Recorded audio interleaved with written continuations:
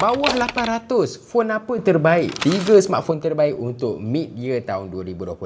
Pertama sekali anda dapatkan Poco M7 Pro 5G dengan varian 8GB RAM 256GB. Dia ada skrin jenis AMOLED kat sini 120Hz Corning Gorilla Glass 5 dan juga Dolby Vision HDR10+. Dia hadir juga dengan kamera 50MP dan dia ada OIS, jadi rakaman anda tu lebih stabil.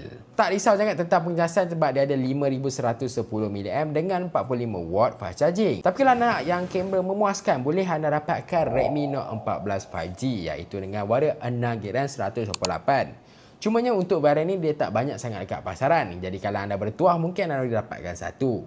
Kamera dia 108MP disertakan dengan OIS juga dekat sini. Skrin AMOLED 120Hz, bateri pun 5110mAh dan dipakai Dimensity 7025 Ultra.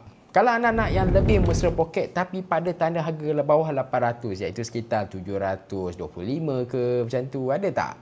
Ianya ada iaitu Infinix Note 50X 5G. Dengan 8GB dan 256GB ni anda boleh dapatkan dengan chipset Dimensity 7300 Ultimate. Dia hadir dengan 5500mAh bateri kat sini, 45W fast charging. Skrin dia mungkin kurang memuaskan iaitu 6.67 inci saja dan jenis IPS sahaja. Kamera pun okey-okey, 50MP untuk kamera utama dia. Jadi itulah 3 peranti terbaik di bawah harga RM800. Ada yang saya tertinggal? Komen dekat bahagian bawah.